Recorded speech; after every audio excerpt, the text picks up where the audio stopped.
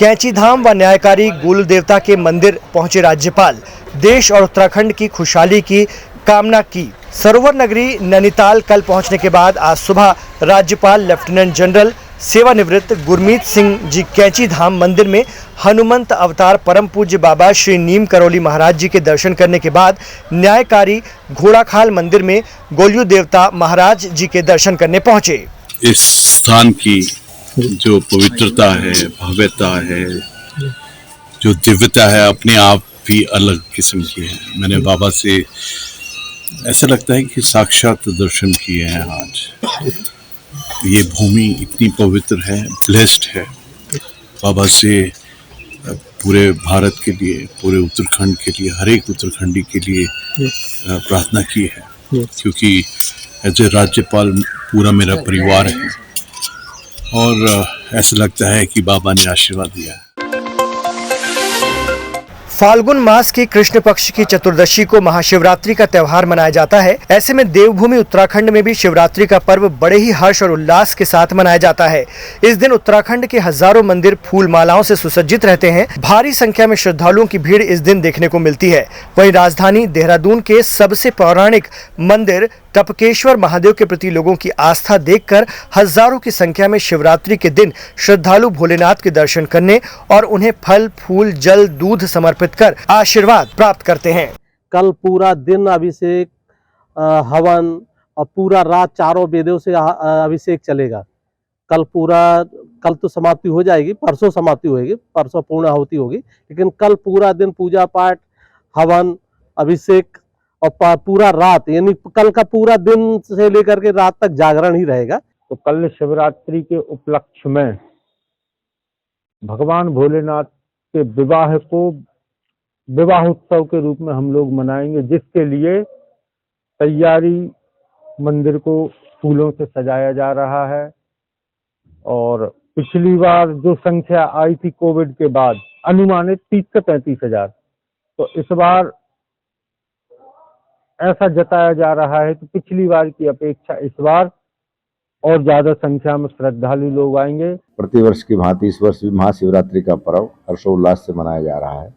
वैश्विक महामारी कोरोना से निजात पाने के बाद शिव भक्त जो है उत्तर भारत के विभिन्न नगरों से आ रहे हैं। गंगा जल अपने शरीर पर धारण करके भगवान का अभिषेक करते हैं और फिर अपने गंतव्य स्थल तक जा रहे हैं। इस वर्ष शिवरात्रि ज्योतिषीय गणना के आधार पर बड़ा ही एक दुर्लभ संयोग बनने जा रहा है शनिवार को, और वो भी एक प्रदोष काल में शिवरात्रि आ रही है। ये अपने आप में एक अनुपम है और आने वाला वर्ष संपूर्ण उत्तराखंड और भारत के लिए शुभ होगा। भगवान शंकर ही सबका शिव करने कर यानी कल्याण करने वाले हैं। और ये जो हमारी हरिद्वार भूमि है, हरिद्वार भूमि है, गंगाद्वार भूमि है, ये भगवान शिव की भूमि है, क्योंकि गंगा जी शिव जी के जटाओं से निकल करके नीचे आती है। शास्त्रों में तो ये कहा गया है भगवान शंकर भोलेनाथ हैं, और भोलेनाथ होने का मतलब आप प्रेम भाव से, हृदय से सहृदय होकर के और आनंद से भावपूर्ण होकर के भगवान शंकर के प्रति कुछ भी अर्पित कर दें तो भगवान शंकर प्रसन्न हो जाते हैं।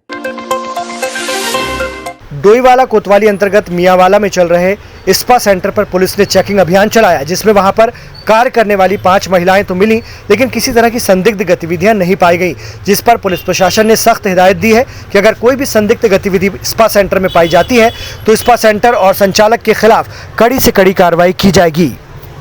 ये विगत दिनों से कुछ सूचनाएं मिली थी लोगों के द्वारा कि मियांवाला में एक स्पा सेंटर है जिसमें कुछ अवैध रूप से गतिविधियां संचालित हो रही थी। उसी क्रम में आज पुलिस के द्वारा सामूहिक रूप से एक चेकिंग अभियान चलाया गया था और उनको चेक किया गया, उनकी कार्यप्रणाली को चेक किया गया, उनको आवश्यक दिशा निर्देश दिए गए हैं। इस क्रम में पूर्व कानून मंत्री डॉक्टर सुब्रमण्यम स्वामी ने मुख्यमंत्री को पत्र लिखकर बर्खास्त विधानसभा कार्मिकों के पुनः बहाली की मांग की है। दरअसल बीजेपी के पूर्व सांसद एवं पूर्व कानून मंत्री डॉक्टर सुब्रमण्यम स्वामी ने भी अब उत्तराखंड विधानसभा से बर्खास्त 228 तदर्थ कार्मिकों के पुनः बहाली के पक्ष में पैरवी की है। बीजेपी के वरिष्ठ राजनेता एवं अर्थशास्त्री सुब्रमण्यम स्वामी ने मुख्यमंत्री एवं विधानसभा अध्यक्ष को पत्र लिखकर सर्वदलीय बैठक बुलाकर या किसी अन्य स्तर से जो भी संभव हो कर्मचारियों के पक्ष में न्याय संगत कार्रवाई करने के लिए कहा है। देखिए, आपको पता है मेरी जनहित याचिका इसमें माननीय हाईकोर्ट नैनीताल में चल रही है। सुब्रमण्यम स्वामी जी ने बोला है कि आप इसको वापस ले लें, कॉन्स्टिट्यूशनल नहीं है। तो मैं उनको बताना चाह रहा हूँ, ये आर्टिकल 14, आर्टिकल 16, आर्टिकल 187 सबका उल्लंघन है। Right to equality, right to service और आपका जो रूल्स फॉर्मेशन है, आरक्षण है, रिजर्वेशन है, इन सब का उल्लंघन है। ये संविधान का पूरे रूप से उल्लंघन इन सब भर्तियों में किया गया है। और आप अपना पत्र वापस लें और जब तक कोर्ट का फाइनल रिजल्ट नहीं आता आप इसमें प्लीज़ होल्ड करें। इस मैटर में आने से आपको भी फैक्ट्स नहीं पता। देश भर में अदानी को लेकर कांग्रेस केंद्र सरकार पर हमला कर रही है और इसी के तहत उत्तराखंड में कांग्रेस के राष्ट्रीय प्रवक्ता अभय दुबे पहुंचे, जहां उन्होंने एक प्रेस वार्ता करके केंद्र सरकार पर जमकर निशाना साधा।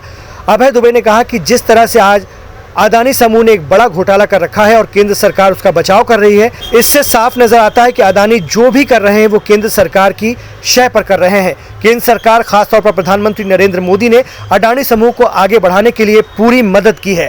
देश के प्रधानमंत्री जी वादा किसानों से करते हैं कि आमदनी 2 गुनी कर दूंगा, मगर पता लगता है कि अडानी जी की आमदनी 100 गुना से ज्यादा उन्होंने कर ली और किसान 27 रुपए रोज कमा रहा है। प्रधानमंत्री जी के वक्तव्य और व्यवहार में अंतर है। राहुल गांधी जी ने बहुत प्रामाणिकता से सदन में अपनी बात रखी है, हर एक बात प्रामाणिकता से आरोप लगाया, मगर उन्होंने साथ में सवाल भी पूछे। प्रधानमंत्री जी बताइए, कितनी यात्राओं में अडानी जी आपके साथ में, किस किस देश में जो अडानी जी को कॉन्ट्रैक्ट मिले हैं वो आपकी मदद से मिले हैं, या आपकी यात्रा के बाद अडानी जी ने कितनी यात्रा की है।